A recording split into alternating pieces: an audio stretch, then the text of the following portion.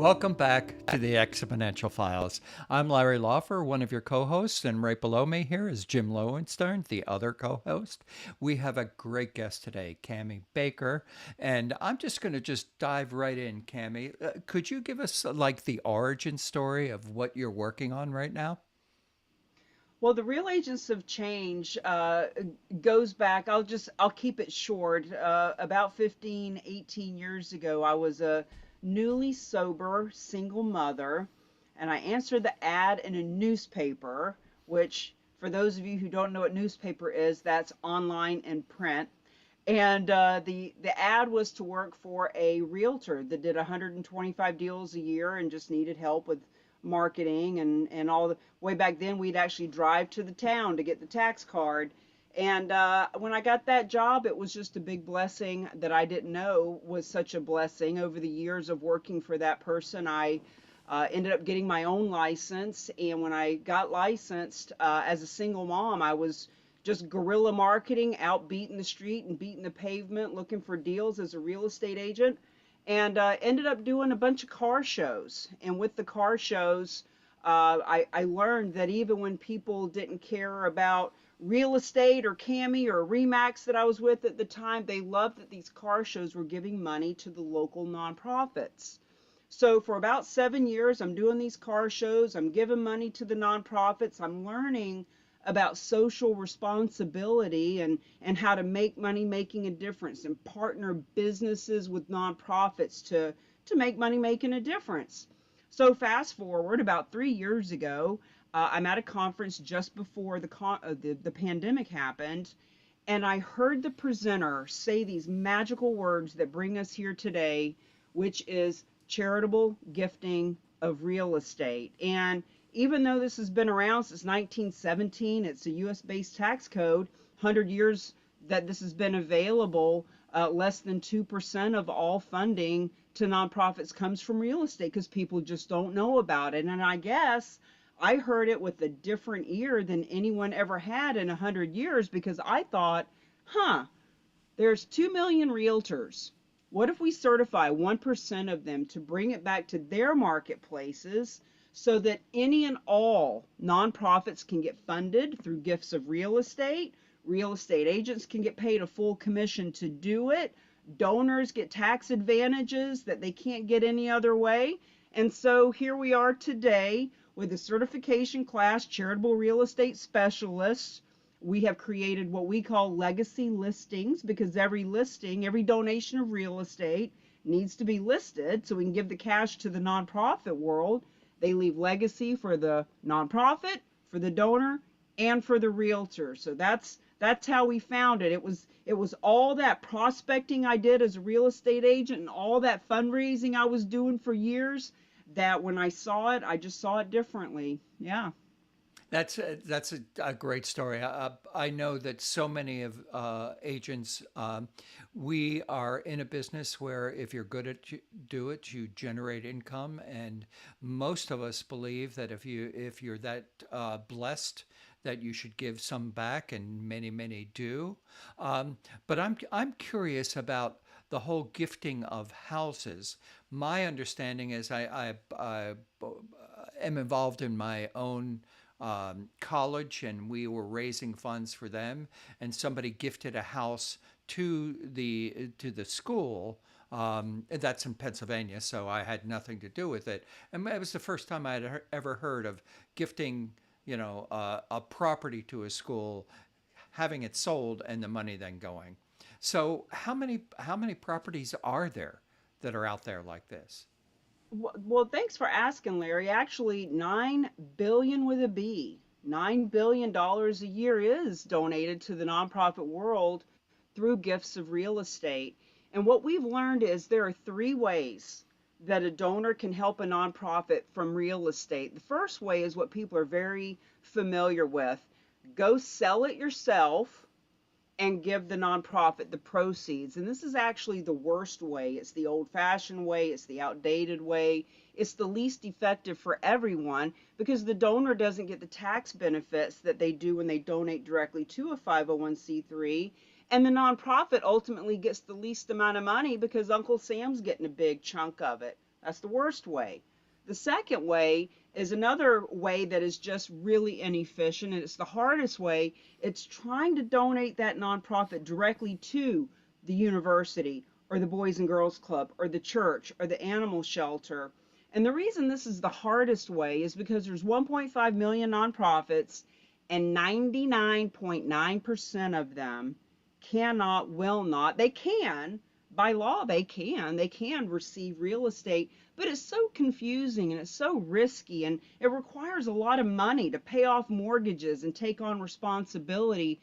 99.9% just won't do it. So your university might do it. Cars for Kids will do it. I mean, if you Google how to donate real estate, you'll find a couple of dozen that do. And if the donor just wants a tax incentive, that's fine. But if the donor wants their nonprofit to benefit, and if the real estate agent wants a guaranteed full commission, and if all the nonprofits in your marketplace want to benefit, there's the third way. So the third way is we at the Real Agents of Change have a system. In a way, we have a third party intermediary, which is a 501c3. So when the donor donates the real estate, they are able to get the tax incentives that they're looking for. This third party can pay off mortgages of any size. They can give cash to the donor if they don't want to donate the full amount. In other words, the donor gets the full array of benefits. They're off the title within 30 days. Specialized nonprofit lists it with you or your realtor at a full commission. And when the property is sold, after all those expenses are recouped, proceeds go to the nonprofit world. So it's a really simple, easy, risk-free way, no money out of pocket for any and all nonprofits and real estate agents to participate. Can I ask a question? So, Absolutely. how do I make money? Where do I start? I'm an agent. I don't know anything about this, but I like to get listings. I like to get paid commissions. What's the first step? Well, the first step is actually to sit in on our master class so that you can really wrap your head around it. The master class is free. We do it the first and third Tuesday of the month. You can sit in at therock.com/masterclass. Could you And say if you, that again a little bit slower? You kind of, sure, yeah. The Rock, and we spell it RAOC for Real Agent of Change, therock.com/masterclass. Happy to provide all the links that we'll talk about today. But when you sit in and you learn how this works, if you so choose, you can get certified with us. Why would you want to get certified? Because then you have more exposure to different trainings. You can use the certification on your business card, website, etc. And we have a map. As people are starting to Google about this, they can find you. They can see that you are a certified charitable real estate specialist. Now, as a real estate agent, how do you make money? Well, Does we the certification cost money? Yeah, certification's $400 for the year. Just like any other certification, it's an annual Every fee. year you pay 400. Yeah.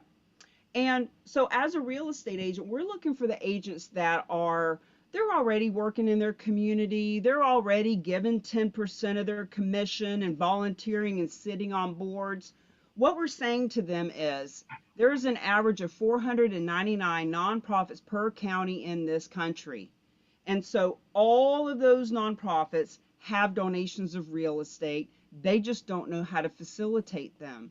So the real estate agents get paid a full commission from the donations that are listed. But on top of that, all of these nonprofits have staff and volunteers and friends and followers. And what we're finding is people want to do business with those that are socially responsible and doing a good thing. So there's lots of listings and buyers and investors, high net worth individuals, multiple property owners that when they find out that you are the only agent in your marketplace currently, that won't be the way forever, but when they find out that you can actually help them give smarter, it's a sophisticated conversation that opens doors that were formerly shut. So, Cami, you're saying the listings are already there. People just don't know what to do with them. I come in with my certification. I've been trained how to find these nonprofits who have these properties, and I'm waving the magic wand. I get them sold. The donor gets the tax advantages.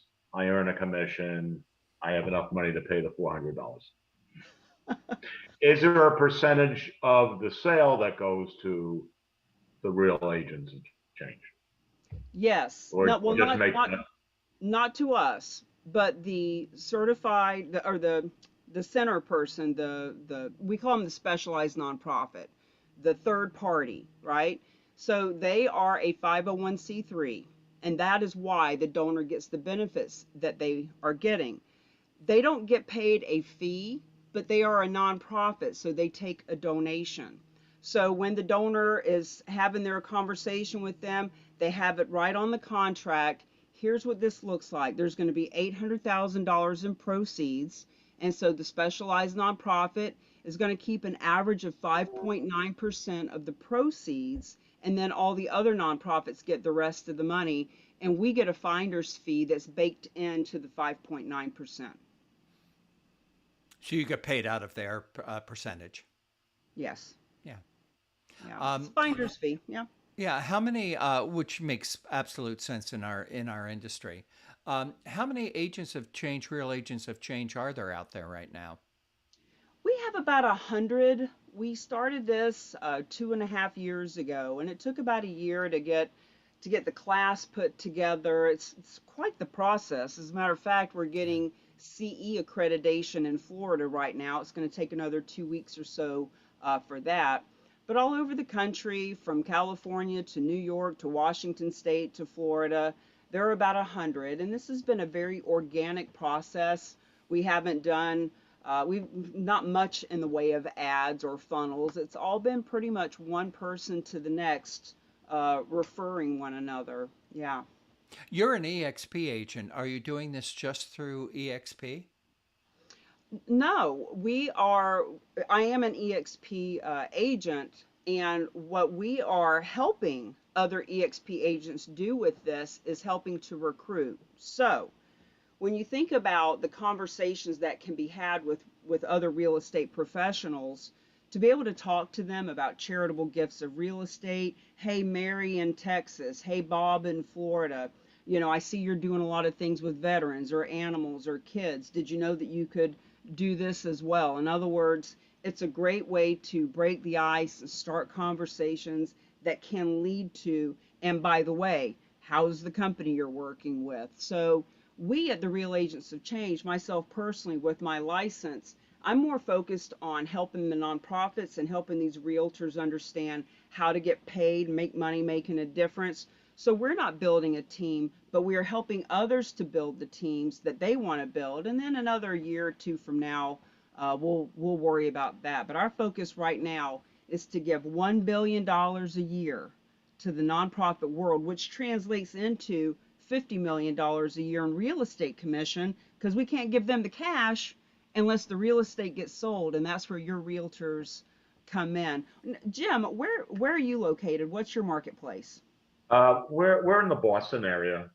Figure most of New England. I mean, Mm, I have a license in New Hampshire and Rhode Island, in addition to Massachusetts. I still have my license in Florida, where I started. And so, so I don't know. These numbers sound great. So let's say I take the test, and now I'm certified, and I'm going to use that. Agent attraction is a big thing for me. I mean, we moved our group of about 70 agents over in October, and just in the last day in Meta Workplace, we're at about 270 agents worldwide in our Castles group, and we're growing a mega roster in our MLS, and so we're still growing.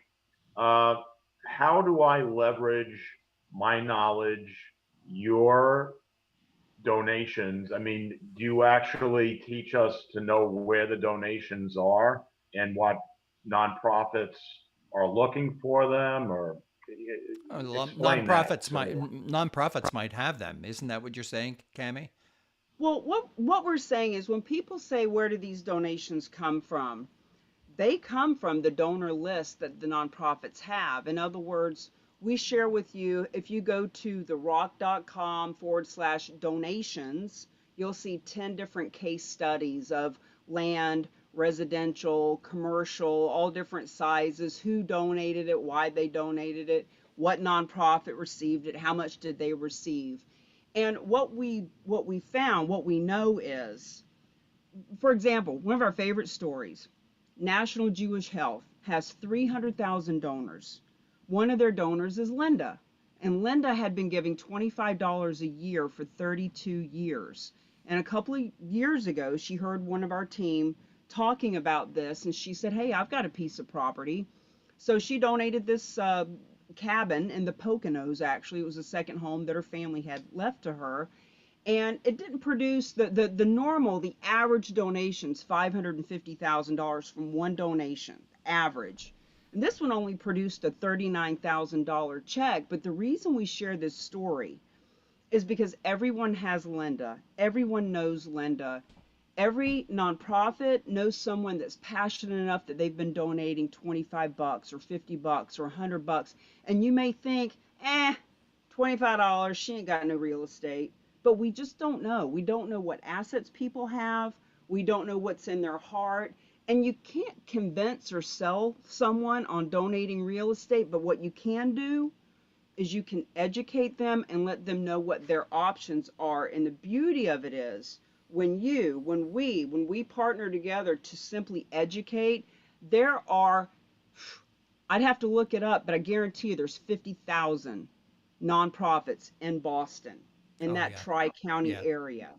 And when you are showing up on social media, letting people know that you're a charitable real estate specialist, when you reach out to these nonprofits and let them know, hey, by the way, I know this is something that you haven't been doing, but we can help you to educate your donors about this, the donations rise to the surface, and they're there. We just need to let them know that they don't have to be afraid. It's okay. We got their back. We can do this risk-free, no money out of pocket, and it's so easy. All they have to do is say thank you when they get the proceeds.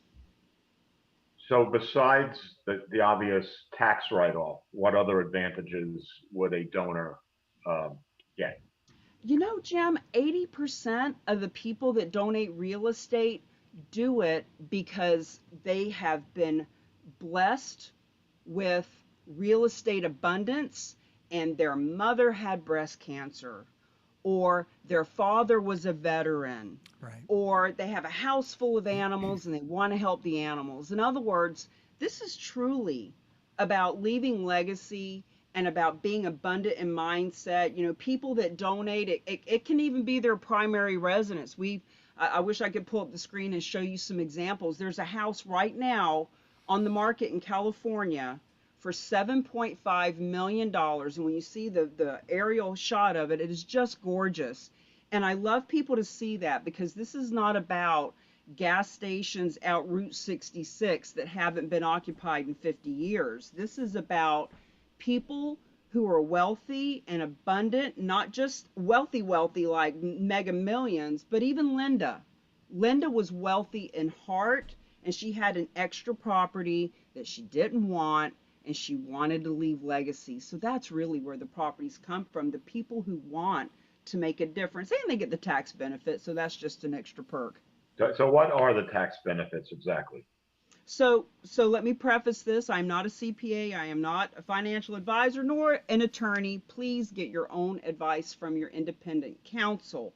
But the two main things that we talk about the most are, first of all, whatever's donated, there's no capital gains paid on.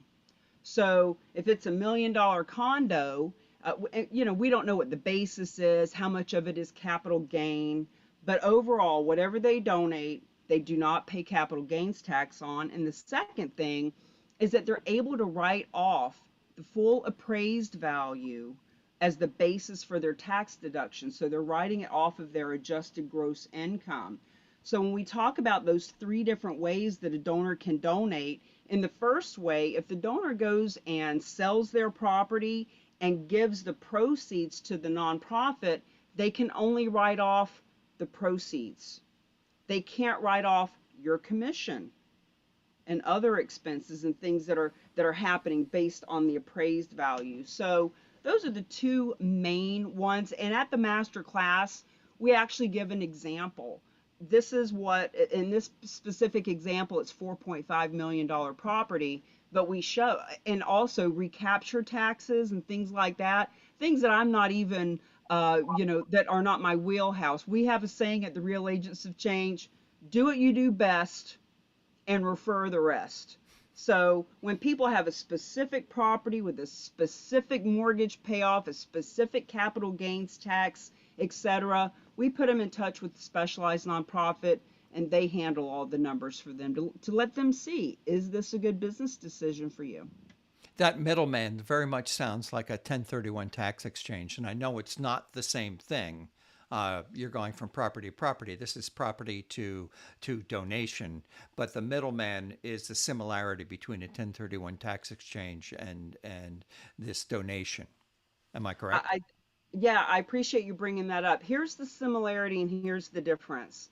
It's similar in that you're avoiding capital gains tax. Yes. It's dissimilar in just about every other way. So, for example, when that piece of property is donated, within 30 days, the donor is off the deed and they're done. The mortgage is paid off. So let's say, for example, it's $1 million condo, and they say, well, we got a $200,000 mortgage, and we paid $300,000 for it 10 years ago. If we could get our basis back, you can keep the rest. So there's 302. There's 500,000 that needs to go to the donor. We call it a bargain sale because, in essence, that third-party person is buying the condo at a bargain. They're buying it at 500,000, but it's got $1 million appraisal. So there's so much equity there that can go to the nonprofit world. So instead of the donor or the seller, the property owner, having to jump through all those hoops of a 1031, they're done in 30 days and it's clean. Now, they're donating the rest of the equity. So we get that this is not for everyone. We're certainly not suggesting that this is the right choice for everyone. It may only be the right choice for 1%, but here's the thing. That 1% is billions. So once again, 9 billion is already donated every year on average. And that's with no one talking about this. So now that we are educating, now that we're bringing it to nonprofits and real estate agents and property owners, what we're saying is that 9 billion, which is 2% of what nonprofits bring in, we're looking to shift it from 2 to a lousy 6% from the 43% of wealth that we have in real estate. So we're shifting it from 9 billion to 29 billion a year, and it all needs a real estate agent.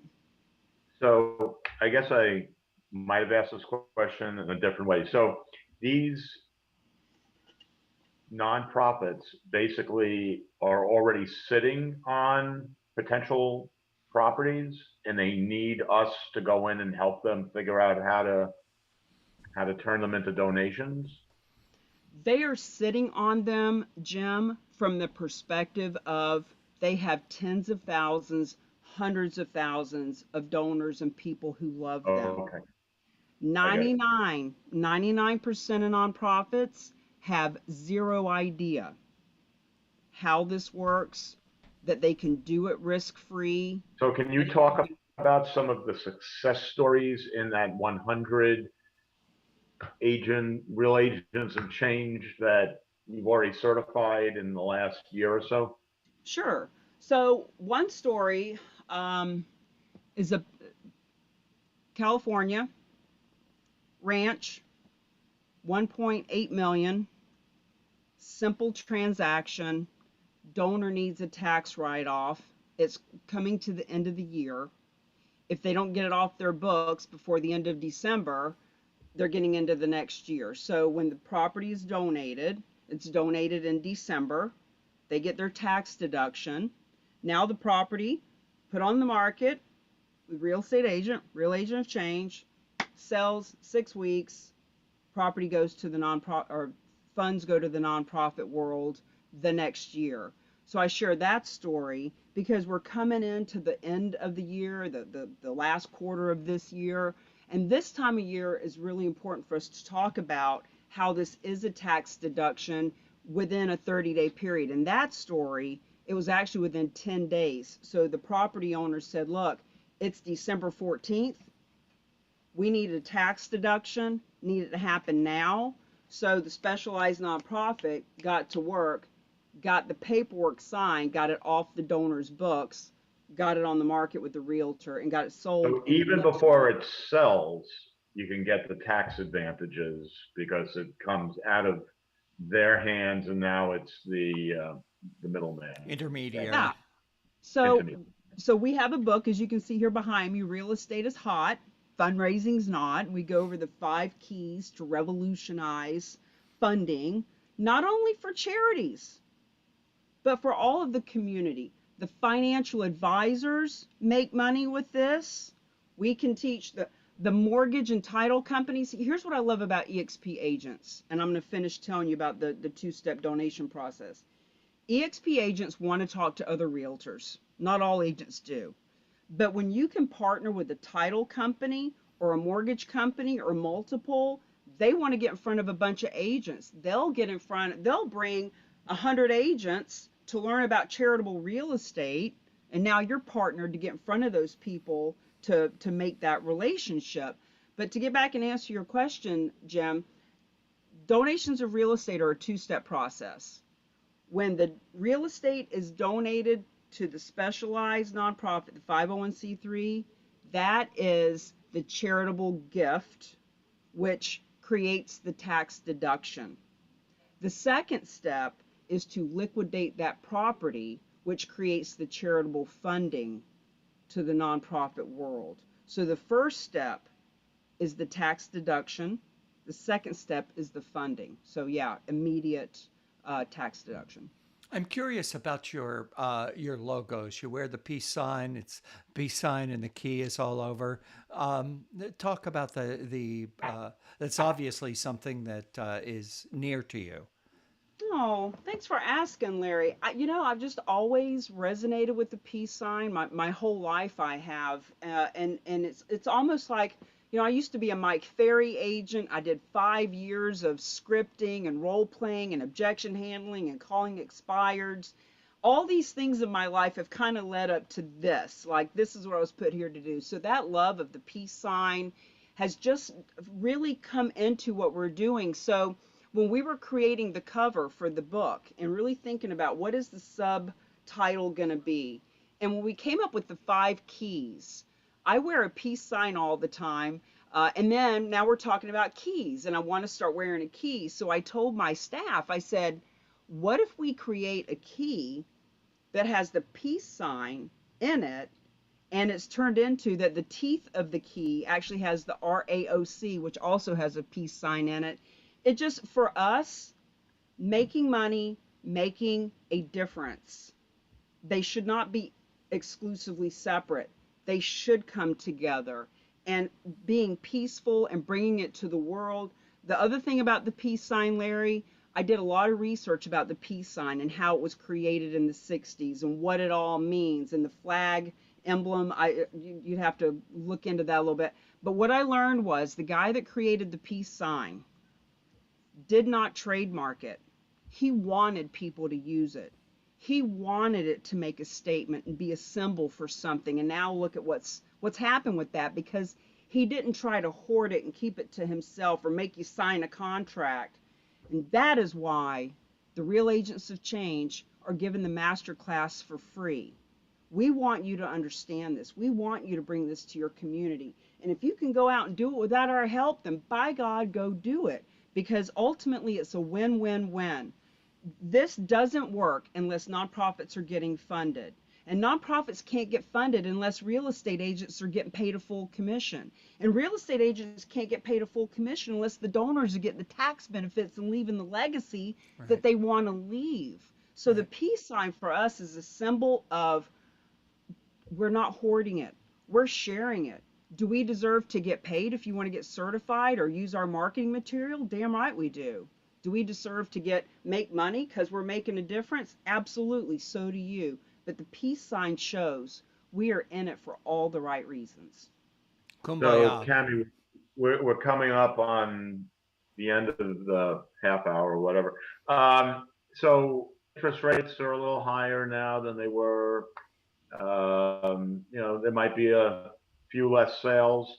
Do you think this effect is going to have any effect, good or bad, on donations? Completely irrelevant, and I'll tell you why. The name of the book is Real Estate is Hot, Fundraising is Not. And some people think that we meant that to mean right this red hot minute, real estate is hot.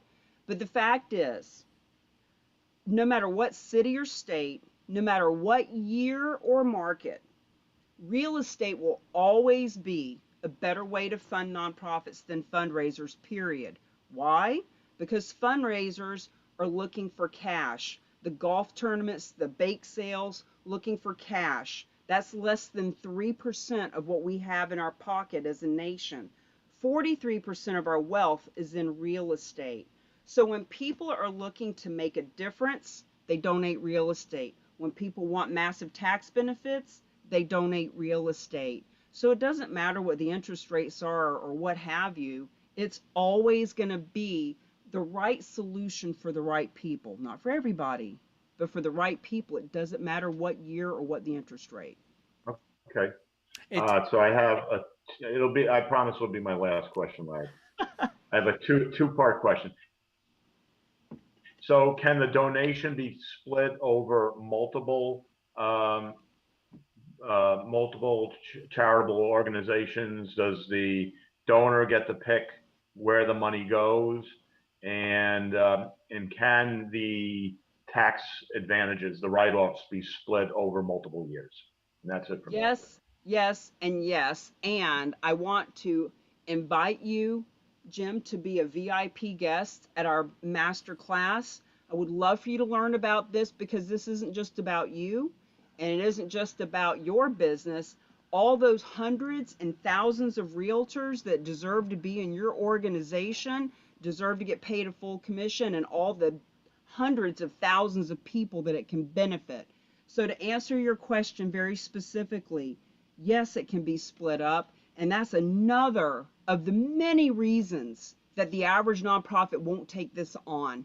Because if you donate that piece of real estate to your church and you say, hey, you can keep 50%, but I want 10% to go to the Boys and Girls Club and 10% to go to the soup kitchen and 10% to help the animals. Whoa, you want us to do all this work and we're not even getting all of it? No thanks. So that's another reason why the third way, our way, is the better way to do it. You also don't even have to have a nonprofit picked out. Let's say you need a tax deduction right now and you don't even know who you want the money to go to. You put it in a donor advised fund. We teach you about that as well. And your last question, can it be divvied out?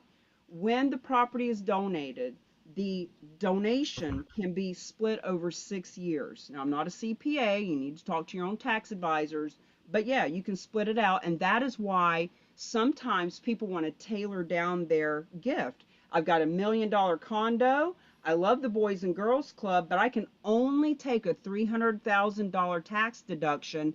I need $700,000 in my pocket, and you can have the $1 million condo and keep the rest.